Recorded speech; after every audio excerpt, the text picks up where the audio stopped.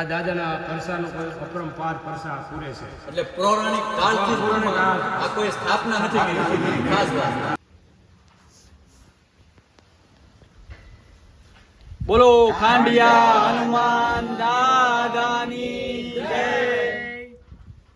આજ રોજ ડુંગર ગામની અંદર આમ તો ખૂબ જ અને ઘણા સમયથી પૌરાણિક ખાંડિયા હનુમાન દાદાનું મંદિર અને ત્યાં ખૂબ સરસ મજાનું અહીંયા આયોજન કરવામાં આવે છે. દર વર્ષે હનુમાન જયંતિની ખૂબ સરસ મજાની ઉજવણી કરવામાં આવે છે. અને અહીંયા છે ખાંડિયા હનુમાન દાદા, સાક્ષાત પરસો પૂરે છે. અને એનો ઇતિહાસ મગનભાઈ આપણને જણાવશે. આ અમારે ખાંડિયા હનુમાન દાદાની 400 વર્ષ પુરાની મૂર્તિનો ઇતિહાસ બોલે છે કે પહેલા અહીંયા ગામનો ટીંબો જૂનું ગામ હતું. પછી મરકીનો રોગ આવ્યો, એવું આપણા ગઢિયાના ગઢિયા કહે કે મરકીનો રોગ આવ્યા પછી ગામ આમ હટ્યું, પછી નદીને કાંઠા બાજુ ગામ ગયું. પછી પાછી અહીંયા અમે અમુક જગ્યાએ પાયા ખોદીએ તો હજી રાખ, જૂના પાયા એવું બધું નીકળે છે સબૂતીમાં. અને આ દાદાનો બહુ જૂનો પુરાનો ઇતિહાસ બોલે છે.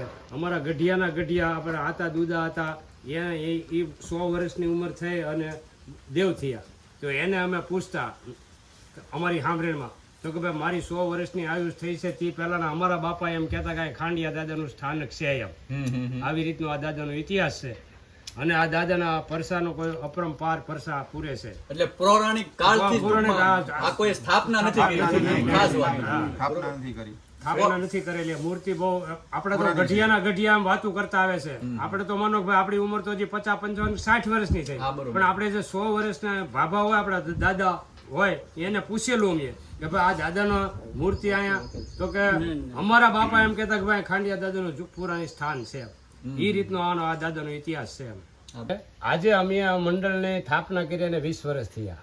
બરોબર, 20 વર્ષમાં આ દાદાએ અમારે આમાં ગમે એવડું આયોજન કરીએ એટલે અમે મહિનાથી અગાઉ દાદાની જે અમારી યથાશક્તિ પ્રમાણે લોટ કરીને પછી દાદાની રજા લઈને પહેલો જ વધાવો આવે પછી દાદા પાસે કોઈ રજા માંગવાની આવતી નથી.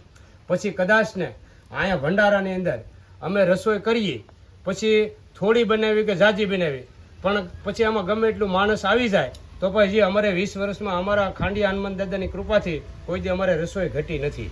અને દર વર્ષે સડતા આમનું આયોજન વધતું જાય છે. આ આયોજન અમે 1000 માણસથી શરૂ કર્યું હતું. પહેલા 500 માણસથી, પછી 1000 માણસ, 2000 માણસ, 3000 માણસ, અત્યારે 4000 માણસની આયોજન 4000 સુધીનું અમે આયોજન કરીએ છીએ. છતાં 5000 માણસ થઈ ગયું હોય તો આ દાદો અમારી ઉપર એટલી કૃપા કરે છે અમને કોઈ ધોળાધોળ કરવા દીધી નથી. અને અમે બિંદાસથી અમે જમાડ્યા જ કરીએ. પણ અમારે રસોડે કોઈથી ડોકાવા જવા પણ રસોઈ ઘટશે એટલી કૃપા અમારી ઉપર છે આ મંડળ ઉપર દાદા.